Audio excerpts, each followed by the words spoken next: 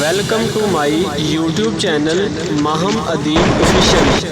Please like, share and subscribe. اگر آپ بھی کسی بینک، کسی شخص یا کسی ادارے سے قرضہ لینا چاہتے ہیں تو یہ ویڈیو آپ ہی کے لیے ہے۔ قرضہ لینے سے پہلے ایک بات بہت ہی توجہ اور غور سے ذہن نشین کر لیں کہ قرض کی رقم آپ کو کبھی بھی معاف نہیں ہو سکتی، کیونکہ یہ حقوق العباد میں شامل ہے، یہ آپ کو ادا کرنا ہی پڑے گا۔ اگر آپ اس دنیا میں نہیں ادا کرتے ہو تو موت آنے کے بعد بھی قرض آپ کے سر پر ہی ہوگا اور روز آخرت بھی آپ ہی کو ادا کرنا پڑے گا۔ قرضے کے ادا کرنے کی اہمیت اس بات سے لگائی جا سکتی ہے کہ اللہ کے راستے میں شہید ہونے والے کو بھی قرض معاف نہیں ہے۔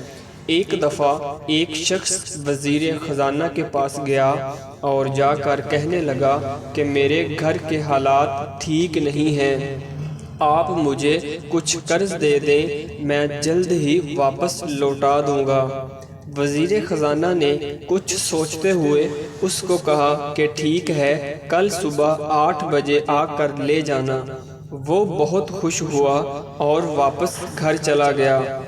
دوسرے دن جب وہ مقررہ وقت پر آیا اور اس نے قرض کی درخواست کی، وزیر خزانہ نے اس کے سامنے ایک پرچی رکھی اور اس کو کہا کہ اس پر لکھ کر دو کہ تم یہ قرض کتنی دیر بعد واپس کر دو گے۔ اس شخص نے کچھ سوچا اور پھر پرچی اٹھا کر اس پر 1 مہینے کا ٹائم لکھ دیا۔ وزیر خزانہ نے پرچی واپس لی اور اس کو کہا کہ اب آپ جا سکتے ہو، شام کے وقت اپنے قرض کی رقم وصول کر لینا۔ وہ آدمی سارا دن انتظار کرتا رہا۔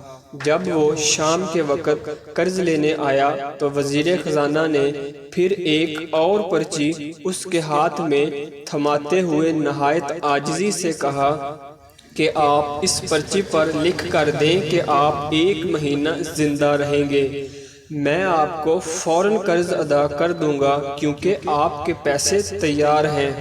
اس شخص نے جب یہ بات سنی تو اچانک سناٹے میں آ گیا اور بنا کچھ بولے دفتر سے باہر نکل آیا۔ گھر آتے ہی اس نے اپنی بیوی اور بچوں کو ایک بات کہی جو میرے اور آپ کے لیے بہت ضروری ہے۔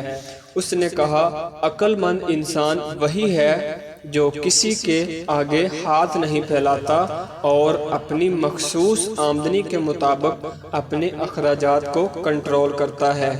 آج کل کے جدید دور میں یہ دیکھا گیا ہے کہ ہم شادی کے موقع پر رقم کم ہونے کی وجہ سے اپنے رشتہ داروں اور دوست احباب سے پیسے مانگتے پھرتے ہیں اور پھر خوب عیاشی کے بعد ہمیں سالوں لگ جاتے ہیں وہ قرضہ اتارنے میں۔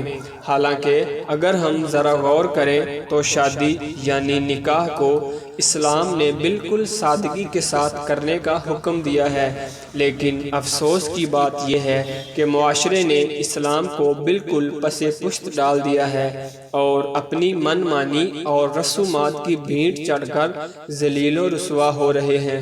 یہی وجہ ہے کہ پیسہ اور جہیز نہ ہونے کی وجہ سے بہت ساری بچیاں گھروں میں بیٹھی ہیں اور ان کا شادی کا بہترین وقت ضائع ہو رہا ہے۔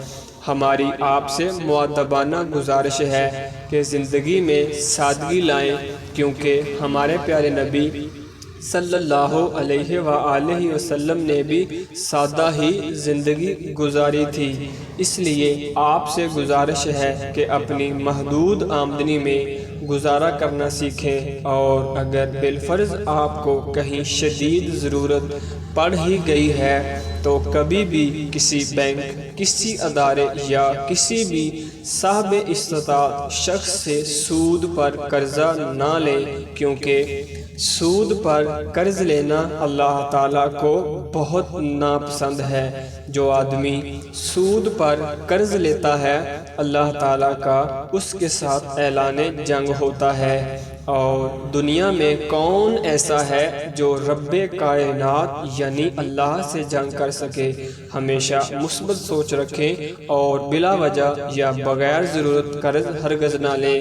اللہ تعالیٰ سے دعا ہے کہ اللہ پاک اپنے غیبی خزانوں سے ہر ضرورت مند کی ضرورت کو پورا کرے تاکہ کسی کو قرضہ لینے کی نوبت بھی نہ آئے۔